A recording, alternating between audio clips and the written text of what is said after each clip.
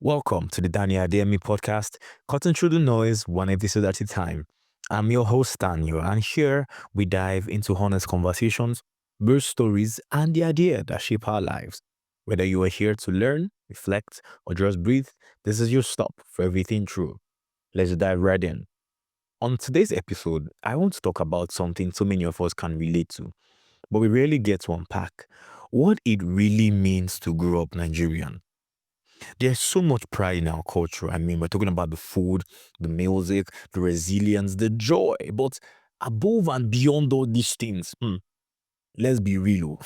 There are also the unspoken struggles, the pressure to succeed, the expectations, the things nobody warned us about. I tell you, you're really, really going to love this episode because this episode is titled Nobody Warned Me About Growing Up Nigerian. The good, the hard, and everything in between. So take a listen. Nobody warned me about growing up Nigerian. I mean, if they had told me that I was going to be a Nigerian, I probably would have been in Canada right now, just chilling and enjoying myself. Well, these are things that you don't plan for. They just happen, right? We didn't have a choice, right? We found ourselves here. And before a number of you begin to throw shades and say, oh, Nigeria is that, or Nigeria is that, and what Nigeria has done to you, that's why I'm here. I'm here to, tell you the in and out of Nigeria and Nigerian culture and Nigeria and its people. But think about it. There are actually a number of things that we should be grateful for being Nigerian. From our culture to our community, the deep sense of our respect for elders, the tradition that binds us. Nigeria is said to be the giant of Africa. When we talk about Nigeria, we can't escape the word culture. We can't. Mention Nigeria, you must mention culture. Culture is at the root of what makes us Nigerian. And culture isn't just about our clothes or foods, party. It's the way we live, it's the way we greet, the way we eat even. It is the way we celebrate. It's like our culture is interwoven into our veins. Is it the way we argue about jollof rice? Listen, go on X now. You will find conversations about people. Ghana jollof is not nice. Ghana jollof is sweet. Nigerian jollof is better. Nigerians can cook jollof. Just conversations upon conversations. Or is it the fact that nobody beats Nigerian in slangs and banters? Like these guys have it in their arsenal. They are ready. Just say a comment about a Nigeria or another country. It's like they're written it down so they're just ready to give you back to back. Our culture, our culture is alive. It's everywhere. On the streets, in the markets, even in our classrooms. Anywhere you see a deep-rooted Nigerian, culture isn't far off. It's also in our music. Our songs traveling through the world, each genre touching everyone and enlightening the soul it reaches. Nigerians have a unique effect, a uniqueness. You can even call it the Nigerian effect. We see it everywhere. And the beauty of culture, it doesn't exist in isolation. It breeds through community. One thing that stands out about us is how much we value community. That is for those who were privileged to grow up in the right communities. Oh, it is this one is for them.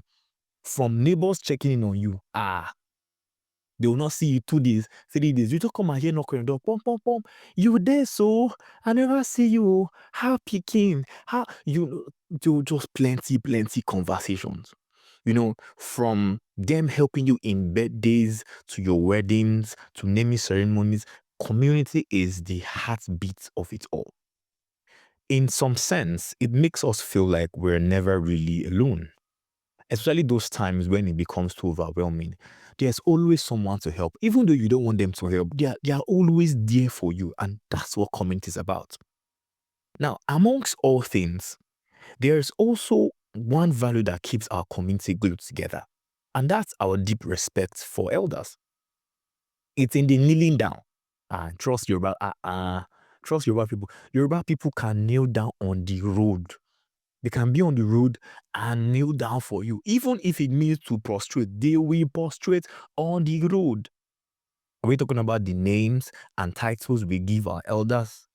the respect, our show of love is written all over our face. That is more than just gestures that we're just gesturing. No, we're not just gesturing. It's how we show honor.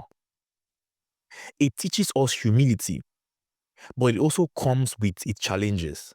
And this thing about kneeling down and prostrating and showing honor, it comes with its challenges in modern times. That is in this our time now. Ah, hey, people begin to feel like, oh, they can walk over you because you are humble, because you are willing to greet and respect them. Some persons might think that, oh, this person is naive just because you are humble, just because you are respectful, and that's not nice. But beyond that, we know that our respect is valued. Now, this same respect flows into our traditions, the way we carry history and pass it down, from New Yam festivals to carnivals to masquerades, branching into storytelling, folk tales, and proverbs. Tradition keeps us connected to where we are coming from. Now, putting all together, the culture, the community, respect, tradition, and what do you have? You have the soul of Nigeria at its peak. The soul of Nigeria at its peak is what? Culture, community, respect, and tradition. There is a certain pride that comes from being Nigerian. I don't know if you know. I'm sure you know. There's a certain pride that comes from being Nigerian. It's something that we call audacity. Like you would hear, it's the audacity for me. Yes, Nigerians have audacity. This audacity has put us in rooms that some people will not even want to dare to enter.